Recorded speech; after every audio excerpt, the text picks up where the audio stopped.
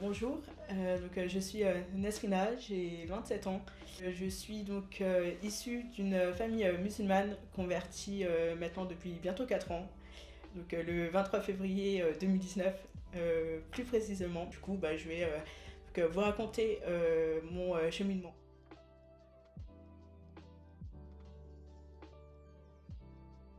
Je viens d'une famille de père libanais, de mère algérienne marocaine, dans le nord, à Lille.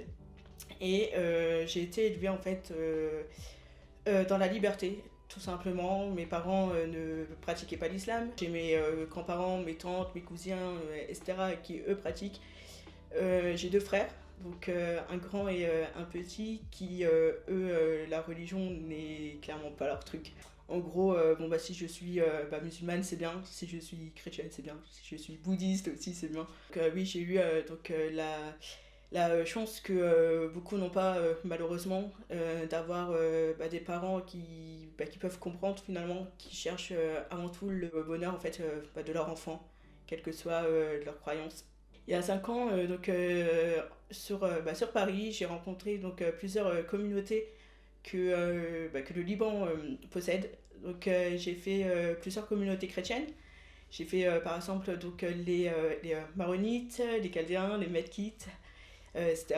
Pareil pour la religion musulmane, chez les chiites, sunnites, druzes, alavites, etc. Tout était bien hein, dans ma foi. Je pratiquais l'islam depuis 4 ans à ce moment-là. Je faisais les prières, je faisais le ramadan, etc. Donc c'était vraiment par curiosité. Et j'ai fait une rencontre vraiment qui a beaucoup changé. C'était avec mon père spirituel à Notre-Dame du Liban, à Paris, qui est maintenant ma paroisse. Gros coup de cœur spirituel. On a passé une bonne 2 heures à parler avec ce prêtre. C'est le seul prêtre qui ne m'a pas parlé de Jésus. On a passé les moments à parler du Liban, de ma famille, de ce que je fais, etc. Quand je suis sortie, c'était on va dire une grosse claque dans le sens où je me suis dit waouh, quel homme de Dieu, quel prêtre.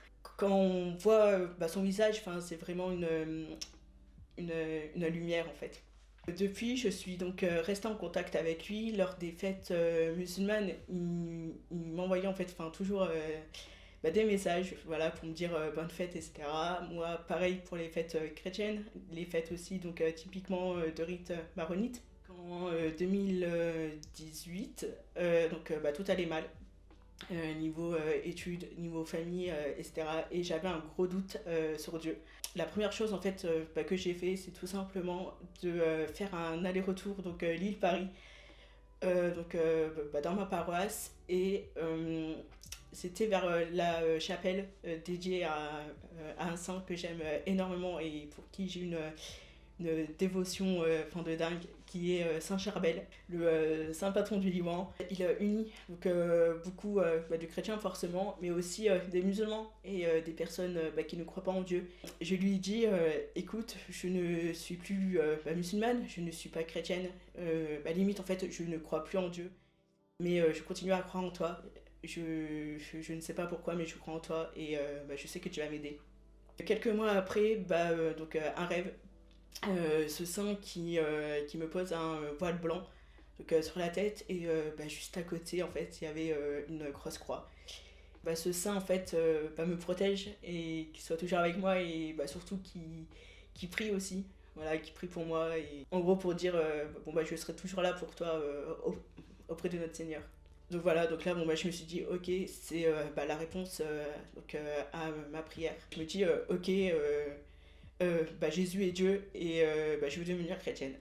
Du coup, j'ai fait la démarche de ce qu'on appelle le catéchuménat, qui est un service d'église pour que les adultes soient baptisés. J'ai été baptisée le 23 février 2019, ça va bientôt faire 4 ans, dans cette fameuse église, à Notre-Dame du Liban, à Paris, et par ce fameux prêtre.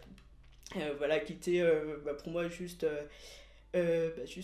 normal que ça soit lui qui me baptise, que ça soit aussi dans cette église parce que c'est là où j'ai rencontré le Christ en fait.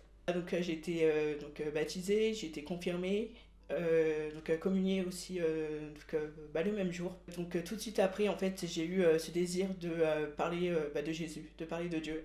Je voyais mon père spirituel franchement qui était juste à fond dedans. Et ça m'a vraiment donné envie de faire pareil entre guillemets dans le sens où je voulais annoncer Dieu, dire que Jésus est Dieu, etc. Et donc voilà, d'où cette chaîne, Islam au Christ, justement pour aider en fait les anciens musulmans, leur dire aussi les différentes étapes, parce que pour moi c'était très compliqué. Du coup mon but c'est de vraiment aider ces personnes-là qui se sentent bien dans l'église, qui se sentent accueillis dans l'église et aussi surtout qui n'ont pas peur de dire qu'ils sont devenus chrétiens. Être sur les réseaux sociaux, dire qu'on est donc issu d'une famille musulmane, qu'on est converti, etc. C'est pas du tout repos.